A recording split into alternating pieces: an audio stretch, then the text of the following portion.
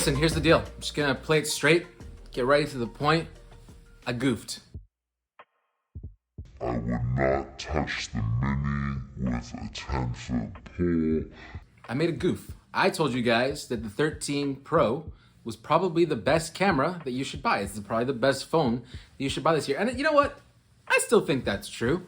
I think if you're a sucker like me who just likes to spend money for absolutely no reason every year, sure, get a 13 Pro, get a 13 Pro Max. But if you're everybody else, trying to save a little bit of money, if you're just a regular shooter, you're a dad, you're a mom, you're someone who has a family, you're just a regular person that isn't a YouTuber like me, another jackass, I kind of think the iPhone 13 and the 13 mini is the best iPhone that you should buy this year. And I also think it is the best point and shoot camera on the market right now. So by now you're probably thinking, Patrick, why are you dressed like a Pokemon trainer? And I'll say, it's not the point. It's not what this video is about. What you're also probably thinking is, I'm a professional filmmaker, Patrick. I'm a professional photographer. I need ProRes. I need an ultra wide macro. I need the telephoto. Sure, that's fine. We're gonna do a full 13 Pro review too. But this time, in this video, I wanna talk about the 13 and the 13 mini because I really think this is the phone for 99% of people, and I wanna tell you, it has some of the best cameras I've ever used in a phone. And if you think of price and form factor, it's actually kind of a tough sell to go up to the 13 Pro or 13 Pro Max. And I just want to talk about my experience with this 13 mini so far and why truly I think it's one of the best point and shoot cameras I've ever used and also probably one of the best iPhones I've ever used. Starting with form factor, look, there's no other way to say it. This is one of the best feeling iPhones you'll ever feel. It's the most ideal size for a phone in my opinion. It's just enough screen real estate that it doesn't feel tiny, but it's also not too tiny that you actually feel like it's just, I can't use this thing, it's way too small. And now that we also have the iPad mini in the picture, if you really wanted a nice ecosystem, iPhone mini, iPad mini, I mean, truly, that's probably the best move this year, iPhone mini and iPad mini, because when you go out, you're gonna take that iPhone with you, it's nice and tiny, it's nice and small, it's not taking up pockets and all this kind of space, you're still getting a wonderful camera with it, and then at home, you can just chill with the iPad mini, because you're gonna get all this screen real estate, much more than a 13 Pro Max or a Pro Max phone in general, so that's kind of the best of both worlds in my opinion. So grab a 13 mini, grab an iPad mini, if you need screen real estate, that seems to be the better move. But on top of that, just the way this phone feels in your hand as a photographer, second to none. I think it's such a great feeling device to have in your pocket as you're walking around the city as a street photographer myself. I think just having this thing in my hand, be able to quickly pop photos here and there as I'm walking around and just loving everything that comes out of it in auto mode essentially. This thing just point and shoot and the photos look absolutely stellar. This phone now has the 12 Pro Max's sensor, which is the bigger sensor. So it's actually quite a monumental upgrade if you're coming from anything previous to an iPhone 12 Pro Max. The dynamic range is wonderful. On top of that, the natural bokeh that comes out of this phone is also great. Like I said, you're getting the same 12 Pro Max sensor now on the main wide angle. They've also made some improvements to the ultra wide too. You're getting night mode on both cameras as well. This is just honestly one of the better camera upgrades that Apple has done in a little while. I thought that the 11 to the 12 was a pretty big jump, but I actually feel that the 12 to the 13 is even more jump. And on top of that, I think a lot of you probably have the 11. So you're really gonna notice a pretty monumental camera improvement if you're coming from anything but a 12. I've also played with a couple of the new features that they've added. First off, we have Photographic Styles, which is essentially just a new way to edit photos before you actually edit your photos. So with computational photography in the image pipeline, it's taking a series of photos that it then puts all together with all this different various data like exposure, ISO, all that kind of stuff. So now in that pipeline, we have the option to edit the image in the pipeline itself. So you can add more contrast, you can make it a little bit more vibrant. And it's not just a filter, it's actually manipulating the entire image pipeline right before it saves the photos. So even though this phone doesn't have ProRAW, which is something that's only on the Pro models and something I actually play with quite a bit on my 12 Pro Max, these new photographic styles kind of remove the need for ProRAW, in my opinion, in the sense that you can already kind of get the look you need right out of camera. And then when you go to edit, you're just making small tweaks here and there to color and stuff like that. And these are pretty robust JPEG files and HEIC files that you shouldn't break them down too quickly.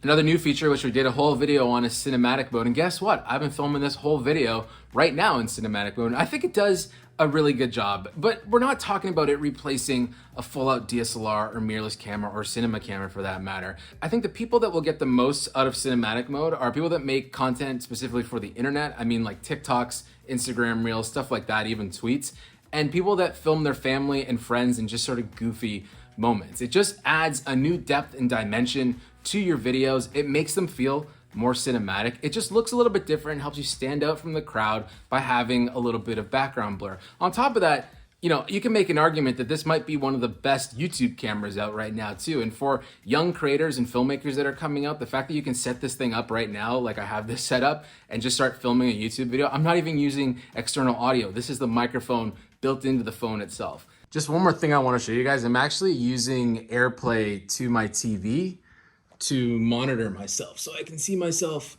on the screen from the actual camera of the phone. I mean, the fact that you can just AirPlay to a TV and then airdrop the files to your computer, like, it might be the best YouTube camera now. Honestly, I could probably make a whole nother video on how this is probably my favorite YouTube camera now.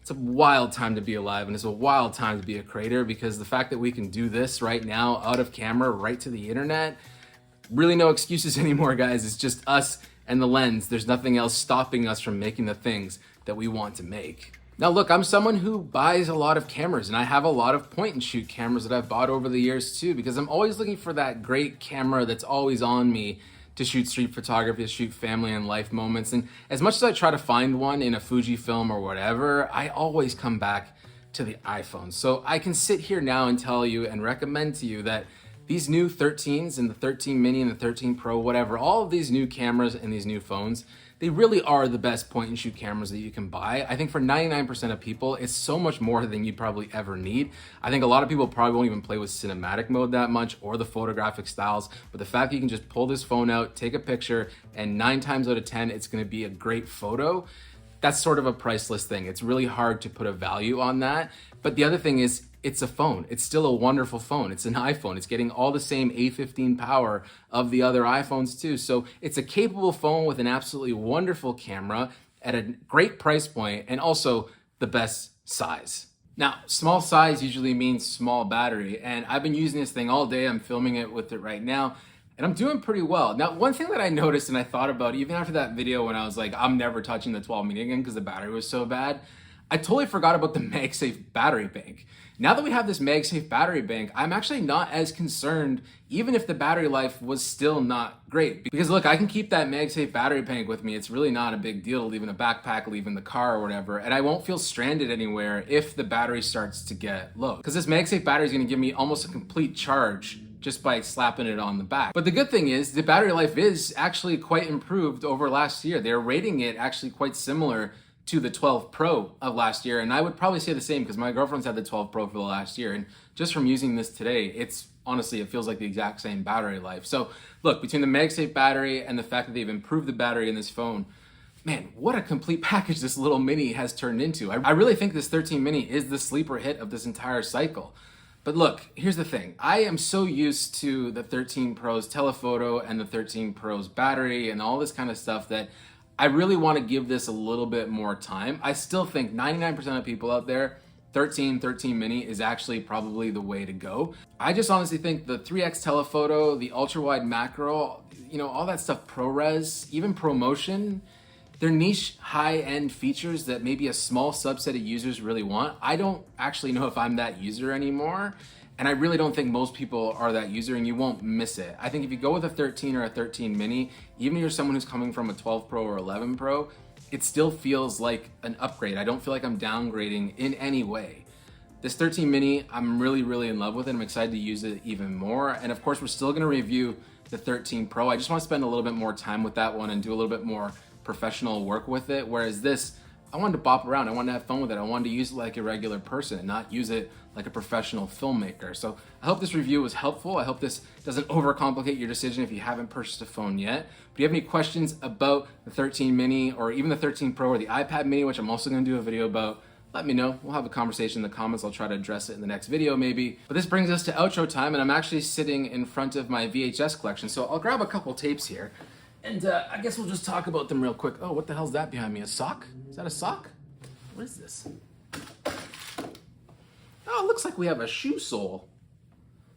That's fun, because I don't have a real sole. Okay, so we've got Silence of the Lambs. Whoa, look at the autofocus. That's pretty cool. We've also got Christopher Nolan's Insomnia. Underrated flick. Gonna be honest, I think it was better than Tenet. I don't think it was as good as Dunkirk or Dark Knight Rises or Inception or The Prestige. It's probably actually one of his worst films he's ever made, but it's still good because it's Al Pacino, Robin Williams. He can't sleep. It's what's called Insomnia. They're in Alaska. Pretty sweet movie. I would give it a 6 out of 10 probably, maybe a 7 because I bought it on VHS. That means I like it enough to actually have a copy of it. But if you haven't seen Insomnia and you're a fan of Christopher Nolan, maybe check it out. Anyways, I'm Patrick Tomasso, and this has been Patrick's VHS reviews. We'll see you soon. Bunch more videos coming. Cinematic. Right on. Boom.